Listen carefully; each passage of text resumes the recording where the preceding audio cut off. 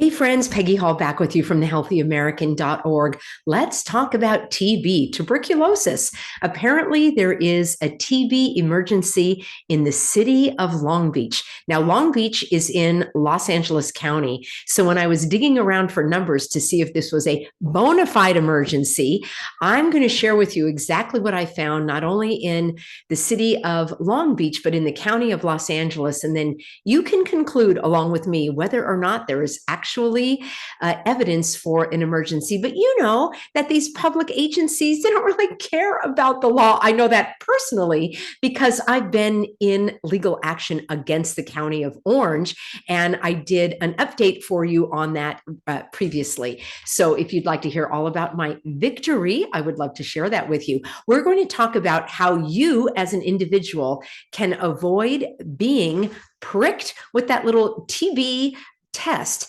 because then they like prick you with the TB and then they test you to see if you have TB. Yeah, no, I'm going to tell you my story and how I avoided that and what to do instead. Let me bring a message from the sponsor of today's show, and then we'll dig right into that. Stick with me because I also want to share with you the very interesting color-coded catastrophe that they are attaching to this TB emergency. All right, stick with me. We're hopping right on over to noblegoldinvestments.com, and gold has gone up more than 81% in the last 5 years. It is happening. Central banks are ditching the dollar, as you've probably heard, and US treasuries are buying more gold. And the good news is that gold is predicted to go up even more. UBS, which is an investment bank, says that gold will go up or could go up to $5,000 an ounce. And Noble Gold Investments phone has been ringing nonstop. Everyone wants to protect their retirement with gold, real gold. You can call them at 877-646-5347. Get expert advice from someone in the United States. This is a family-owned company. I know the CEO. I've had him on the show before. So if you do this month, you can qualify for this, which is a free 1/4 ounce gold standard coin. So go to noblegoldinvestments.com. I'll have a link for you in the description box below, along with the disclaimer that all investment carries a risk. There's no guarantee, but check it out from the experts at noblegoldinvestments.com. Friends, let's talk about this TB emergency in the city of Long Beach. I actually have for you let's do this. Here's the press release. You know, I like to go to the source, and here we have it. This came out a few days, but many of you were emailing me, asking me to cover this story. So here we have it on May 2nd for immediate release. This is the message from the health officer, the city health officer, Dr. Anissa Davis. Now, she was on board for all of the cooties hogwash, and she issued things such as this, where LA County and Long Beach as well would require the suffocation device, even if you were a human pincushion, because that's what they want you to do. So over here, she is on Twitter, and this was released on May 3rd. And there you have it. The tuberculosis outbreak sparks public health emergency, because, you know, it's an emergency. Everything is an emergency because then you get the money. So look at this color, the purple and the orange. I'm going to share with you how I actually wore this kind of in solidarity with tuberculosis, because everything is color coded. There's Anissa Davis, and there she is again. So she has been the health officer since about, I think it was 2016. So through all of the hogwash, it's amazing that she's still there, because in the county of Orange, I sued the health officer. Yes, I did. And he resigned along with his number 2 in charge. They never showed up to the deposition in my lawsuit. There's more corruption for you. But what I want to talk about is the city of Long Beach. And then I want to help you with information about avoiding these TB tests. So it says that Dr. Anissa Davis declared a public health emergency to strengthen the city's preparedness and ability to respond to this outbreak. Now, let me know in a comment below, how many individuals do you think, how many cases were reported to make this be a public health emergency in the city of Long Beach? How many do you think there were? 1,000? 1,500? 150? 14. Yes, 14 cases of TB were reported, And that is why this individual declared the public health emergency. Now, before I tell you what the public health emergency kicks off and why they do it for all of the money, let's just do this. I'm going to share some of the data that I dug up, and let me share my screen. We're hopping right on over. I'll show you the images as well. Here's a link to a news story about the health emergency, and I will also have a link to the actual press release, and you can find that over at peggyhall.substack.com. I will have that for you the day following this broadcast. In 2019, let's see, California had 2,113, but that's very misleading because here we have it in Long Beach and Los Angeles together, right? Because as I say, Long Beach is part of Los Angeles. There were 13 million cases. This is in 2018. And there were 14. Now, we did not have an emergency in 2018 or in 2019. In 2020, of course, the emergencies were already taken by cooties. But here's the color coding. There it is again. There's one image. Here's what you see when you do a search online. So I guess it's kind of this purpley, pinky, reddish colors now we're going to be seeing from the TB outbreak. And of course, they even had to have the fellow wear the colors in this image so that it could be imprinted in our brain. Now, I've done videos for you in the past about color-coded disasters. They're on my channel.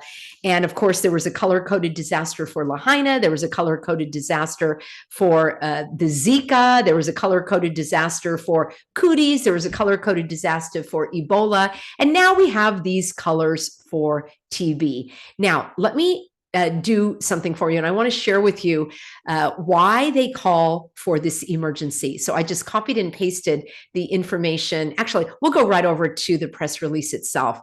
And this is why they do it. They do it for money. All righty. And remember, each county and each city can declare their own local emergency. And when they do that, they, meaning the council, the city council or the county council, they are required to terminate it, not the governor. That was the issue of my lawsuit. And I have that all summarized for you in my previous video, which I will link for you at the end of this one. But here we have the press release, and this is exactly what the city gets. So the declaration allows the city to take all actions necessary to implement preventative measures to protect and preserve the public health, including mobilizing city resources, accelerating emergency planning, streamlining staffing, coordinating with other agencies, expediting the ability of the city to purchase necessary supplies, allowing for possible future reimbursement. Ding, ding, ding, ding, ding, ding, ding. How many of you had that on your bingo card? That is why they do it. They do it for money, money, money, money, money, money, money,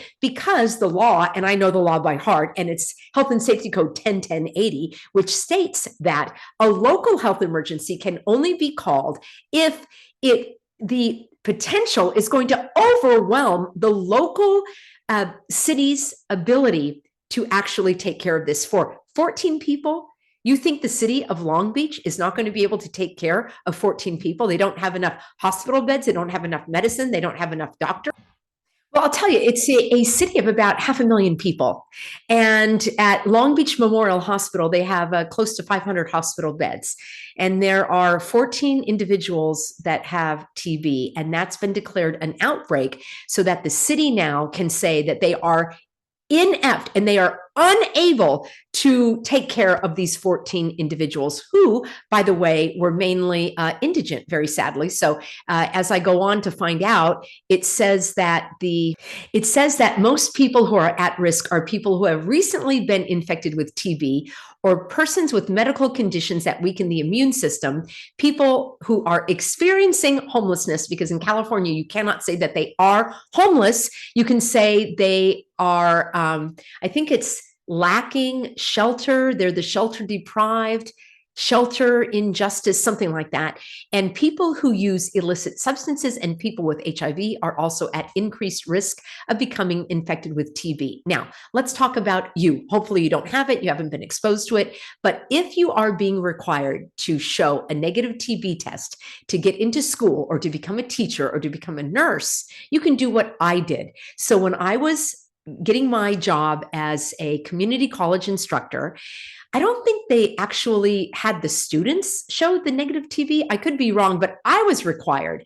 So I actually called up the public health department in Orange County. This is years ago. Little did I know that I would become so close to them over the subsequent years. And I said, I'm wondering if I can come in and get a TV test, because I have to show a negative TV test for the community college, which is not a county school, but it is a type of government, right? Because it's regional from the cities in that area. So the county health department said, well, we only serve those who can't afford to go to a doctor. So unless you're an immigrant or you're on welfare or something, we don't offer that. And I said, oh, I understand. So I, the person who is working and paying taxes for your job and for your facility, does not allow me to come to the facility and get the test. And she said, yes, you're absolutely right. So I ended up going to a walk-in clinic, because I don't go to the doctor. I don't have a family doctor. So I went to a walk-in clinic and I said, how does this work? I have to show that I am clear of TB. And they said, well, it's very simple. We just inject you, it's a little prick with the TB. And then later we check to see if you have TB. And I'm like, yeah, well, that would be no. What else have you got for me? And she said, well, we can do a non-invasive screening. Okay, what's a non-invasive screening? Well, we're going to ask you some questions. And she did. She said, have you been around anybody who is infected with TB? Have you ever had TB? Have you recently traveled to a country where there's a TB outbreak? And interestingly, she said, have you been on a farm?